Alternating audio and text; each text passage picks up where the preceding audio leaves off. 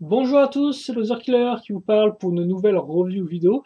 Aujourd'hui consacrée à deux ensembles de jeux Lego Town, donc sortis dans les années 90, et faisant tous deux partie du thème chantier, construction, oui chantier de construction, voilà.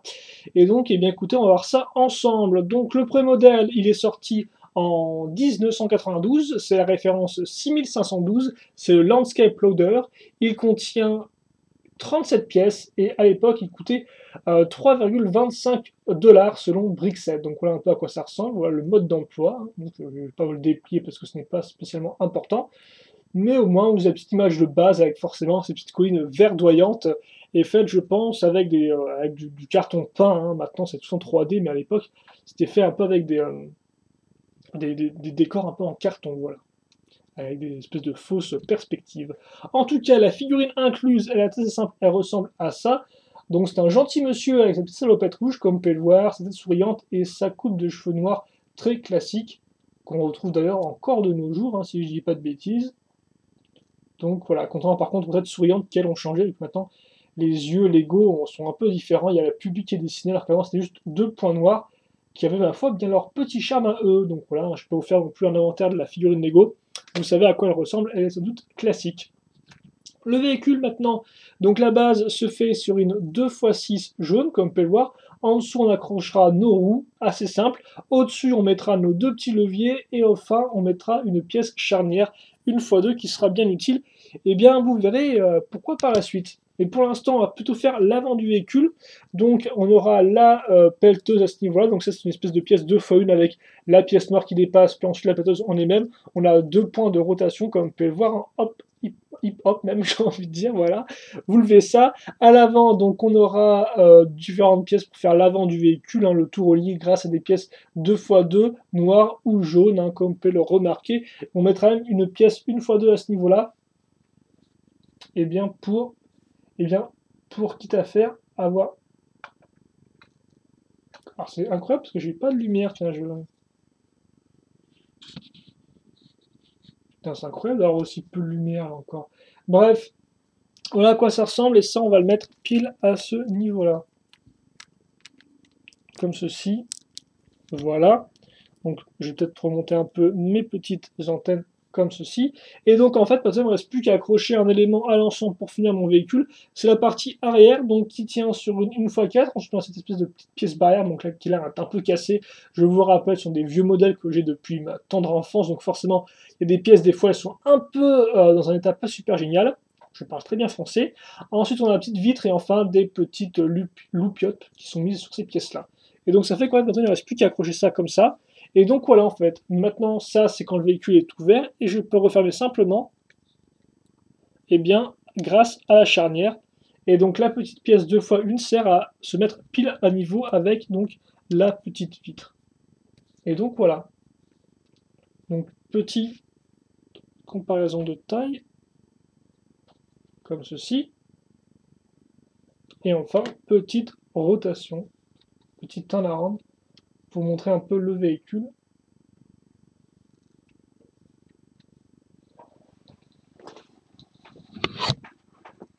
Forcément, voilà. Donc voilà un peu à quoi ça ressemble. Et donc je peux mettre ma figurine dedans.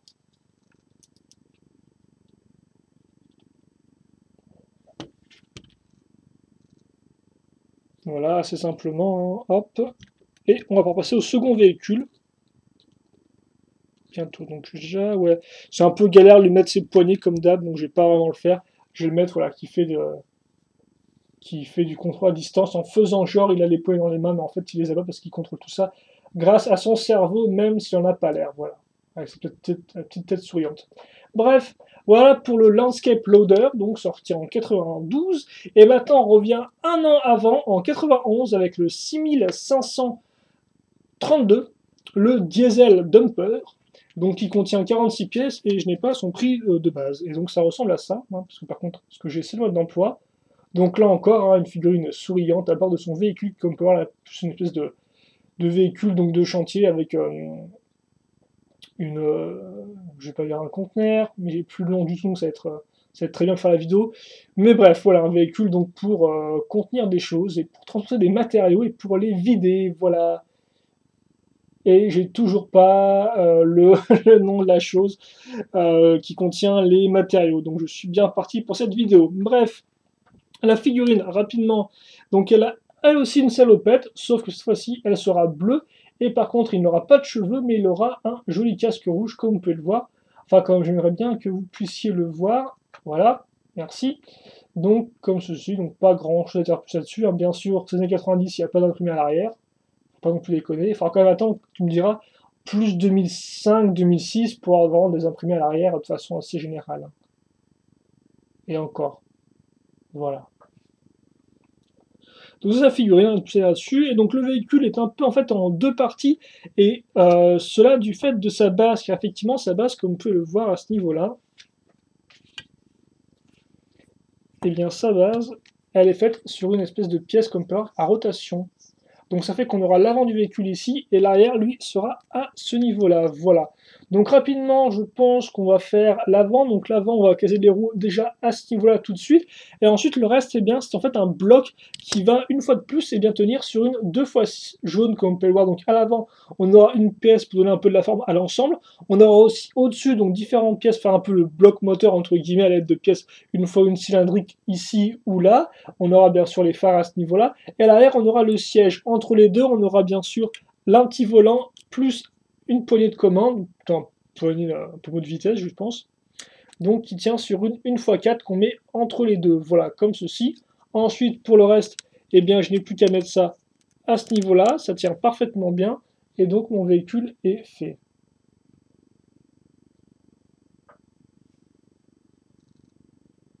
Voilà. Comme ceci. Maintenant, on passe à l'arrière, donc on aura différentes pièces. Ce qui sera utile d'indiquer, c'est avant tout la présence donc d'une pièce 2x2, comme on peut le voir, qui servira à faire le lien avec le reste du véhicule, car effectivement, là, ce n'est pas le fini. On va raccrocher ça en plus. Donc ça, comme on peut voir, ça contient une roue, ça contient aussi donc ces plaques à charnière. Ensuite, histoire de renforcer le véhicule, parce que là, comme on peut voir, si je fais ça, ça se pète, eh bien, je vais prendre à nouveau des roues et les caser pile à ce niveau-là, donc pour que l'ensemble tienne bien, ou tienne un peu mieux tout du moins. Donc ça comme ça, ensuite il me reste plus qu'à prendre cette grosse pièce donc, qui contiendra les matériaux, toujours pas le nom bien sûr. Je mets ça comme ça, et donc voilà, mon véhicule est fini. Donc bien sûr, ça donne lieu à une petite comparaison de taille des familles, et bien évidemment à un petit temps à rendre, bon bien sûr avec le véhicule qui a un point de rotation au milieu, ça va être très facile de le faire. Ou pas.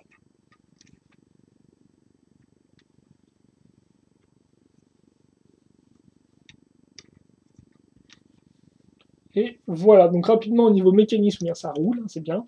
Donc cette partie-là peut tourner, hein, comme je l'ai dit. Hop là, les deux bien sûr sont dépendants l'une de l'autre.